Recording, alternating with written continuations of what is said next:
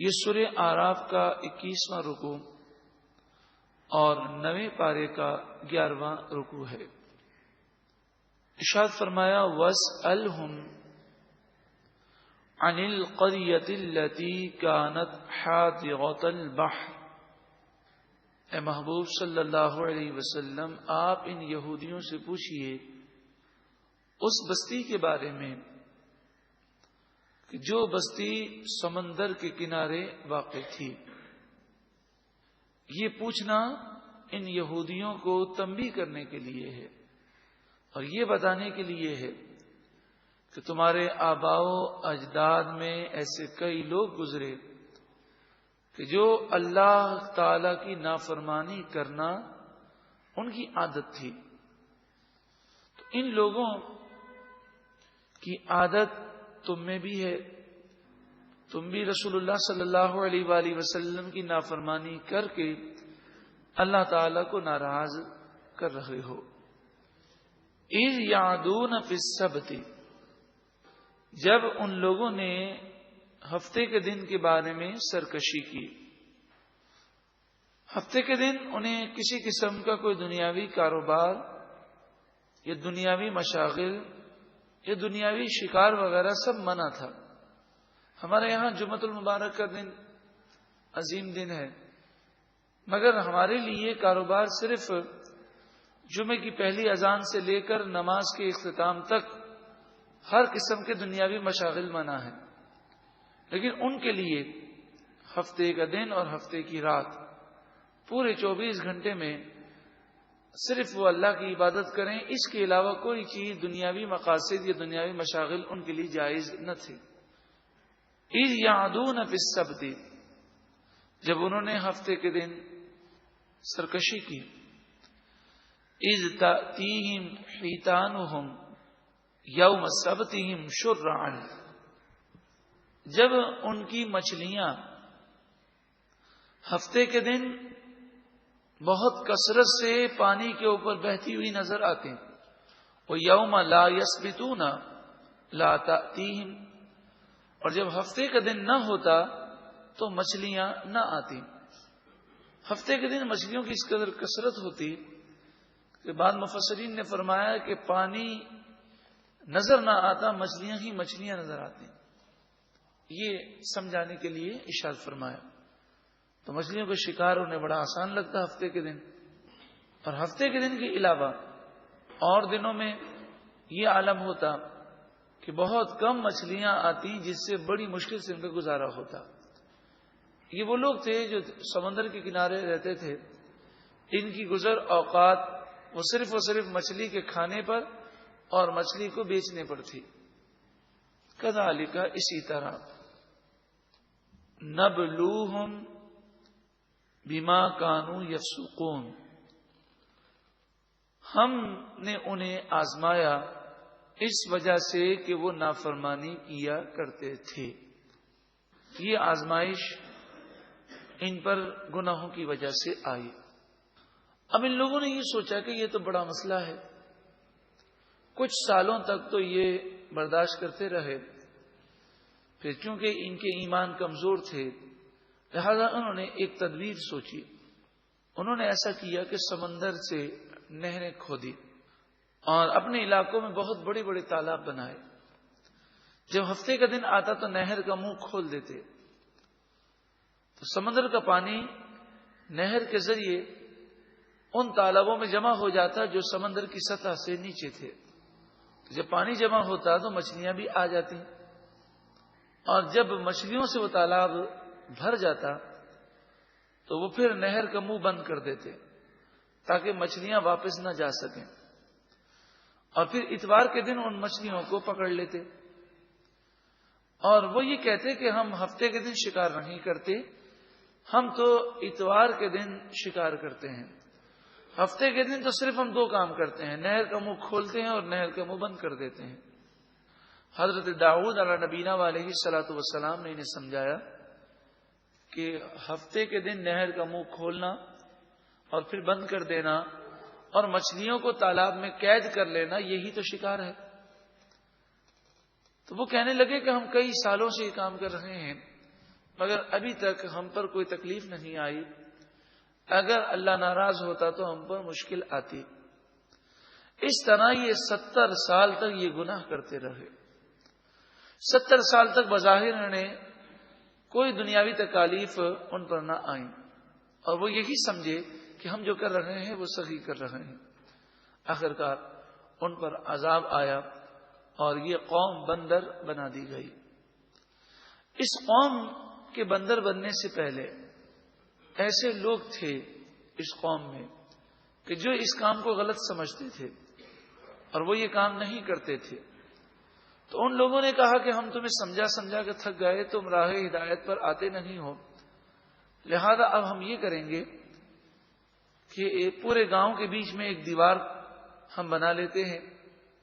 جو لوگ شکار کرتے ہیں اور اللہ کی نافرمانی کرتے ہیں وہ دائیں طرف چلے جائیں, ہم ان سے کوئی تعلق نہیں رکھیں گے, ہماری رشتہ داری بھی ان سے ختم ہے چونکہ یہ اللہ کے نافرمان ہے. اور دوسری طرف وہ لوگ ہوں گے جو شکار ہفتے کے دن نہیں کرتے, انہوں نے آنے جانے کا راستہ بھی الگ بنایا, بیچ میں ایک بڑی دیوار کھینچ لی. یہ لوگ جو شکار نہیں کرتے تھے ان کے بھی 2 گروپ تھے. ایک گروپ وہ تھا کہ جو ان گناہ گاروں کو نصیحت کرتا اور نیکی کی دعوت دیتا, برائیوں سے انہیں روکتا. ایک گروپ تو وہ تھا. اور دوسرا گروپ جو تھا وہ یہ کہتا کہ کیوں اپنا وقت ضائع کرتے ہو, کئی سالوں سے سمجھا رہے ہیں, یہ لوگ سدھرنے اور سمجھنے کو تیار ہی نہیں ہے, لہذا اپنا وقت ضائع مت کرو. قرآن مجید فرقان حمید نے ان دونوں گروہ کے کلام اور گفتگو کو اس طرح بیان فرمایا, وَإِذْ قَالَتْ أُمَّةٌ مِّنْهُمْ, اور یاد کرو جب ان میں سے ایک گروہ نے کہا جو گناہ تو نہیں کرتا تھا مگر اس نے نیکی کی دعوت چھوڑ دی تھی. اس نے ان لوگوں سے کہا جو نیکی کی دعوت دیا کرتے تھے, لِمَ تَعِظُونَ قَوْمًا اللَّهُ مُهْلِكُهُمْ, تم اس قوم کو نصیحت کیوں کرتے ہو جسے اللہ تعالی ہلاک کرنے والا ہے. او معذبهم عذابا شدیدا, یا انہیں شدید عذاب دے گا.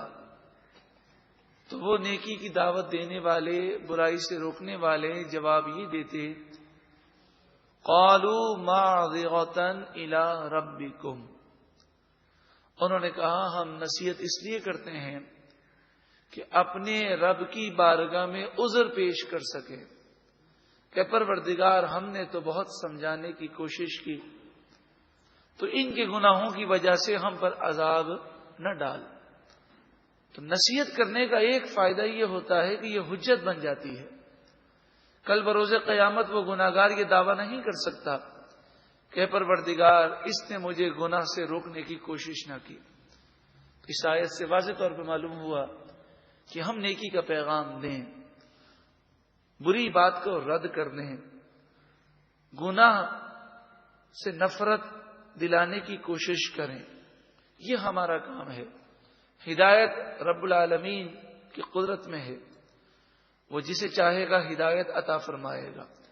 لیکن کوئی اگر ہماری بات نہیں مانتا پھر بھی بار بار نصیحت کرنی چاہیے اور پوری کوشش کرنی چاہیے, کیونکہ انسانی قلب پر ایسے لمحات کبھی کبھی آتے ہیں کہ 1000 مرتبہ نصیحت کی جائے اس پر اثر نہیں ہوتا, اور کبھی دل کی کیفیات ایسی ہوتی ہیں کوئی بات سمجھائی جائے فوراً سمجھ جاتا ہے. وَلَعَلَّهُمْ يَتَّقُونَ, انہوں نے کہا ہم یہ نصیحت اس لیے کرتے ہیں تاکہ وہ اللہ سے ڈریں اور متقی پرہیزگار بن جائیں. ہو سکتا ہے کوئی لمحہ ایسا ہو کہ ان کو بات سمجھ میں آ جائے. فَلَمَّا نَسُوا مَا ذُكِّرُوا بِهِ, پس جو انہیں نصیحتیں کی گئیں انہوں نے جب ان نصیحتوں کو بھلا دیا, أَنْجَيْنَا الَّذِينَ يَنْهَوْنَ عَنِ السُّوءِ, تو جو لوگ برائی سے روکتے تھے ہم نے انہیں نجات دے دی. وَأَخَذْنَا الَّذِينَ ظَلَمُوا بِعَذَابٍ بَئِيسٍ بِمَا كَانُوا يَفْسُقُونَ, اور ہم نے ظالموں کو برے عذاب کے ساتھ پکڑ لیا، اس وجہ سے کہ وہ نافرمانی کرتے تھے۔ فلما عتوا عما نہوا عنہ، جس چیز سے انہیں روکا گیا،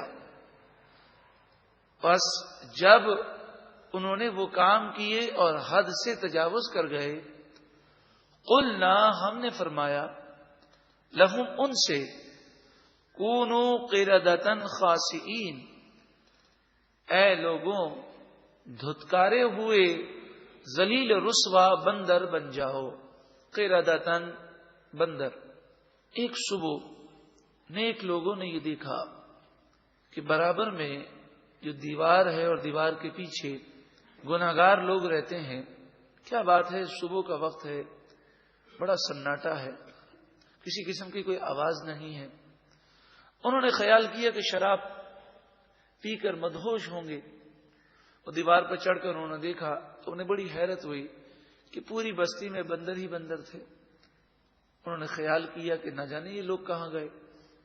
اب وہ دیوار کود کر یا دروازہ کھول کر اس بستی میں گئے تو انہیں بڑی حیرت ہوئی کہ وہ بندر ان کے پاس آتے اور روتے اور ان کے کپڑوں کو سونگھتے اور ان کے جسم سے اپنا سر جو ہے وہ لگا کر افسوس کا اظہار کرتے۔ تو وہ سمجھ گئے کہ اللہ کا عذاب آ گیا اور یہ بندر بنا دیے گئے۔ اللہ تبارک و تعالی نے ان کی صورتیں، ان کے جسم تو بندر بنا دیے، لیکن ان میں شعور ابھی باقی تھا۔ یہ اپنے رشتہ داروں کو پہچانتے اور ان کی باتوں کو سنتے اور سمجھتے تھے۔ تو ان نیک لوگوں نے انہیں کہا کہ ہم تو تمہیں کہتے تھے کہ تم یہ گناہ نہ کرو، لیکن تم نے ہماری باتوں کو تسلیم نہ کیا، اور وہ اپنے سر کو اس طرح ہلاتے گویا کہ ان باتوں کو سمجھ رہے ہیں۔ 3 دن تک یہ زندہ رہے اور پھر یہ سب کے سب ہلاک ہو گئے۔ امام مسلم علیہ رحمہ مسلم شریف میں حدیث پاک آپ لکھتے ہیں، نبی اکرم صلی اللہ علیہ وآلہ وسلم سے پوچھا گیا کہ یہ بندر اور خنزیر کیا انہی نسل سے ہیں کہ جن پر اللہ کا عذاب آیا؟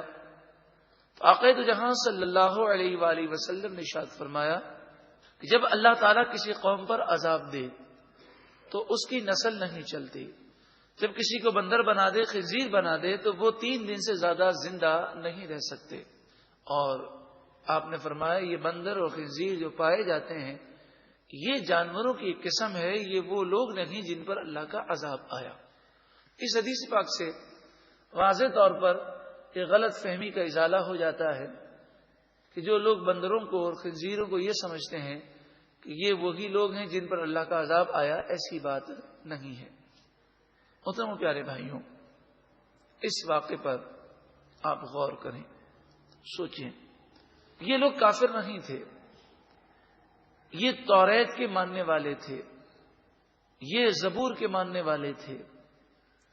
یہ لوگ ایسے تھے کہ یہ لوگ اپنے آپ کو مومن اور مسلمان سمجھتے تھے۔ پھر دوسری بات یہ دیکھیں کہ انہوں نے اور کوئی گناہ نہیں کیا، صرف ایک گناہ کیا، باقی کسی اور چیز کی نافرمانی نہیں کی، صرف ایک گناہ، اور وہ گناہ بھی ڈائریکٹ نہیں کیا، بالکل بے شرمی کے ساتھ گناہ کیا ہو، بلکہ غلط فہمی میں مبتلا ہوئے، گو کہ وہ یہ سمجھتے تھے کہ ہم اپنے آپ کو دھوکہ دے رہے ہیں۔ انہوں نے کیا کیا، وہ نہریں کھود کر وہ سمجھے کہ ہم تو شکار ہفتے کے دن نہیں کر رہے۔ جب انہوں نے اللہ تعالیٰ کے ایک حکم کی نافرمانی کی تو ان پر عذاب آیا۔ ہم سوچیں کہ ہم دن رات کتنے گناہ کرتے ہیں مسلمان ہونے کے باوجود۔ پھر یہ بھی غور کریں اس واقعے میں کہ انہیں 70 سال تک ڈھیل دی گئی۔ تو اگر ہم گناہ کرتے ہیں اور 4 سال 5 سال 10 سال اگر کوئی تکلیف نہیں پہنچتی تو یہ نہ سمجھیں کہ اللہ تعالیٰ راضی ہے، ہو سکتا ہے عذاب اور گرفت آنے والی ہو۔ اجتماعی عذاب اب نہیں آتا، لیکن انفرادی مشکلات اور انفرادی عذابات آتے رہتے ہیں۔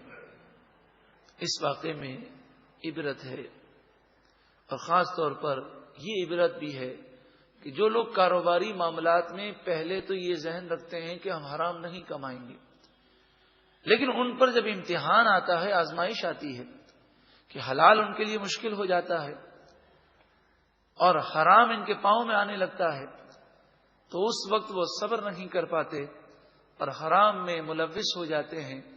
ان کے لیے اس واقعے میں عبرت ہے کہ دیکھیے ان کے لیے آزمائش تھی کہ اور دنوں میں مچھلیاں بہت کم آتی ہیں اور ہفتے کے دن شکار منع ہے تو مچھلیوں کی کثرت ہوتی. یہ وقتی پیریڈ ہوتا ہے. اگر بندہ یہ عزم کر لے کہ میں جھوٹ نہیں بولوں گا، حرام ذرائع اختیار نہیں کروں گا، چاہے مجھے بھوکا رہنا پڑے، تو اللہ تبارک و تعالی اس کے نقصان کو نفع سے تبدیل فرمانے پر قادر ہے. وہ رب العالمین کرم فرمائے گا تو چند دنوں کے بعد اس کی مشکلات آسان ہوں گی اور انشاءاللہ اس کے لیے روزی کے دروازے، حلال روزی کے دروازے کھول دیے جائیں گے.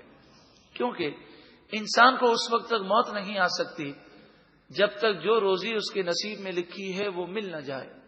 اب یہ انسان کا اپنا اختیار ہے کہ وہ نصیب کی روزی کو حلال طریقے سے حاصل کرتا ہے یا حرام ذرائع سے اس کو حاصل کرتا ہے.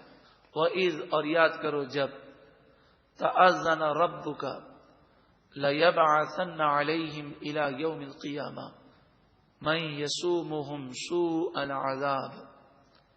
یہ آیت کریمہ مسلمانوں کے لیے بہت بڑی عبرت ہے. ارشاد فرمایا اور یاد کرو جب آپ کے رب نے حکم فرمایا، اعلان فرمایا، ضرور بضرور میں ان گناہگاروں پر قیامت تک ایسے لوگ بھیجتا رہوں گا کہ جو انہیں سخت تکالیف دیں گے.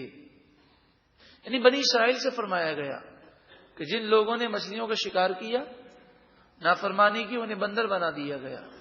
اب اس کے بعد جو توریت کا ماننے والا ہوگا، انجیل کا ماننے والا ہوگا، اپنے آپ کو مسلمان کہتا ہوگا، اور قرآن پاک کی آمد کے بعد اب جو قرآن کو ماننے والا ہے وہی مسلمان ہے.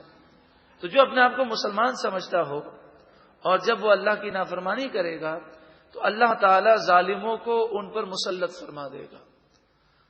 اگر ہم کافروں پر غلبہ چاہتے ہیں اور ظالموں کے ظلم سے بچنا چاہتے ہیں تو اللہ تعالی کی فرمانبرداری کریں، انشاءاللہ غیبی امداد ہوگی اور ظالموں پر اللہ تعالی ہم سب کو فتح و نصرت عطا فرمائے گا.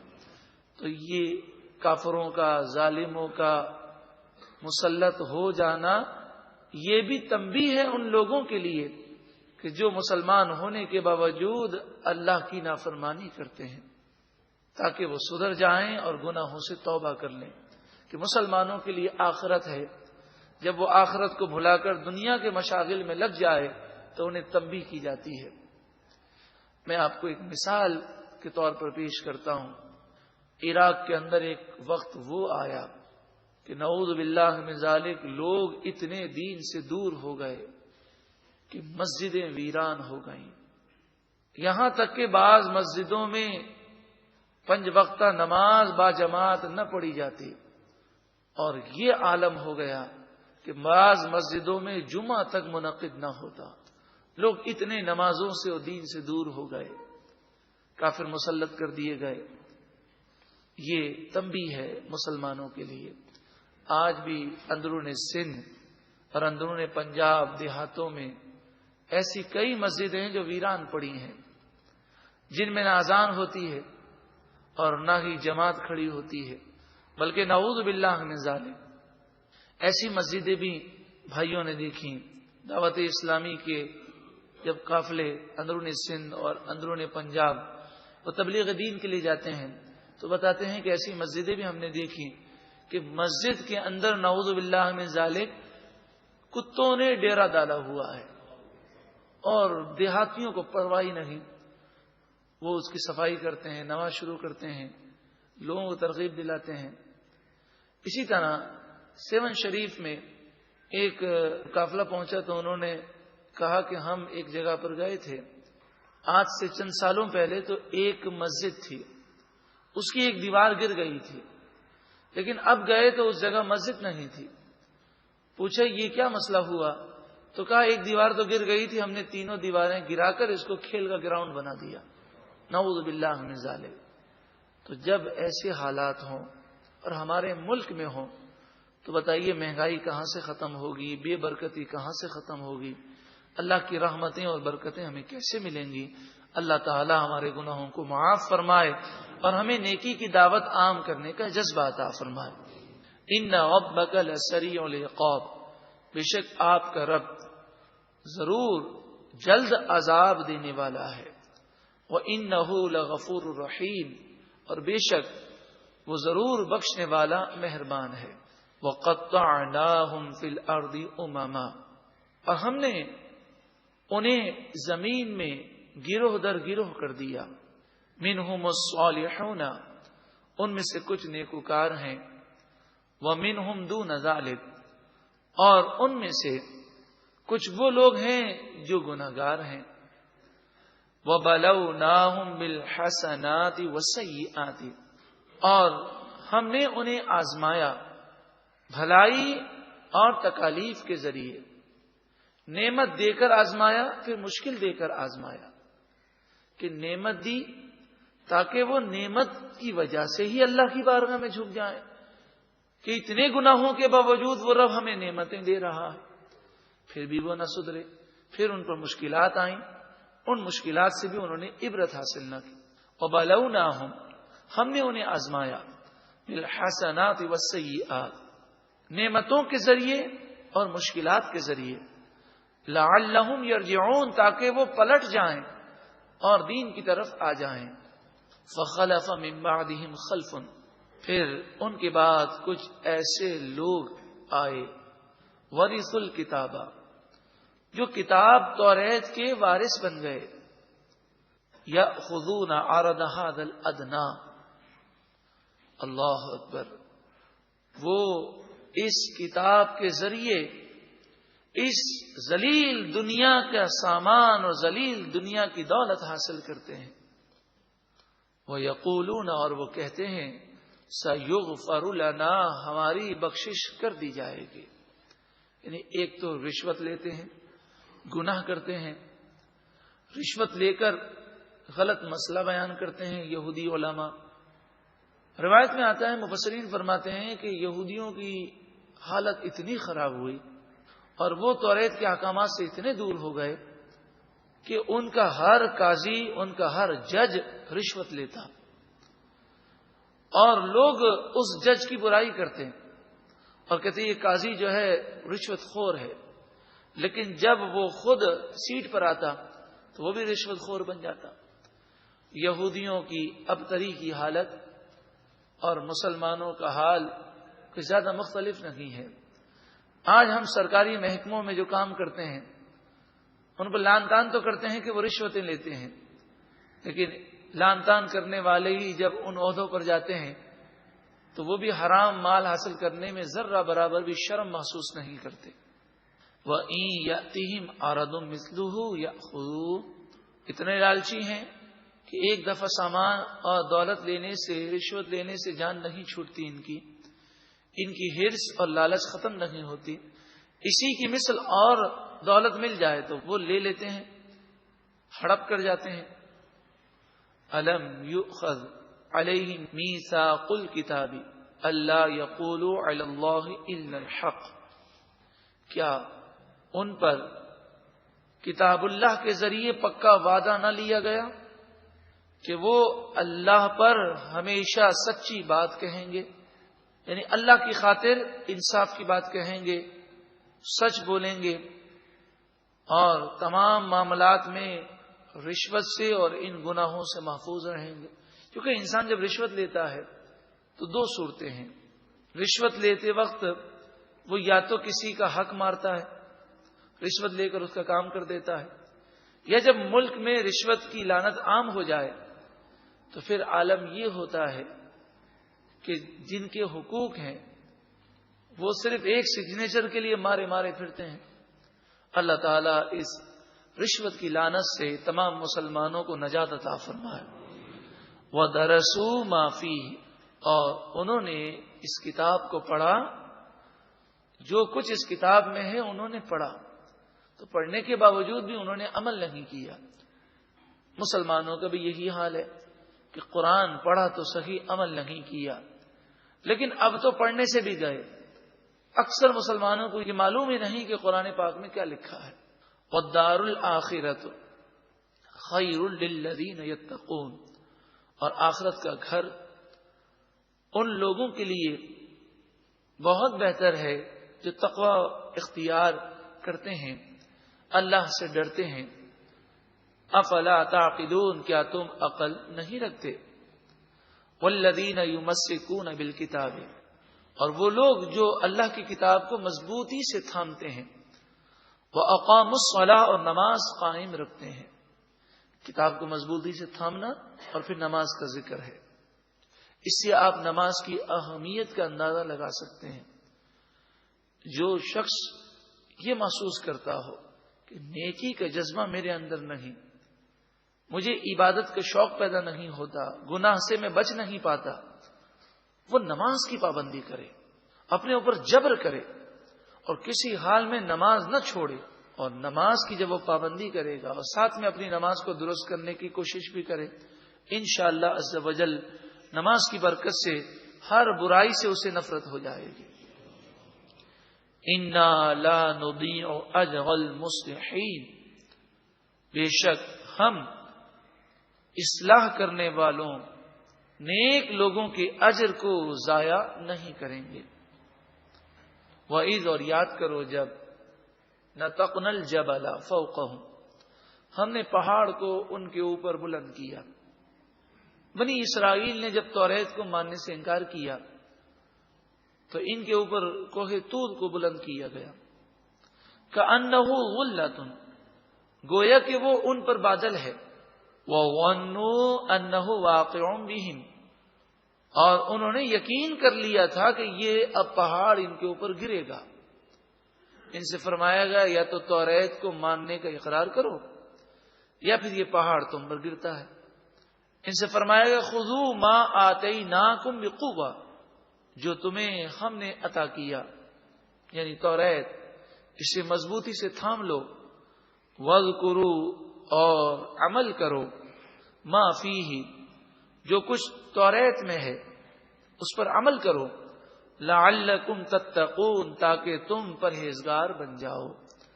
تو اللہ کی کتاب پر عمل کرنے کا فائدہ تقوی اور پرہیزگاری کا حصول ہے.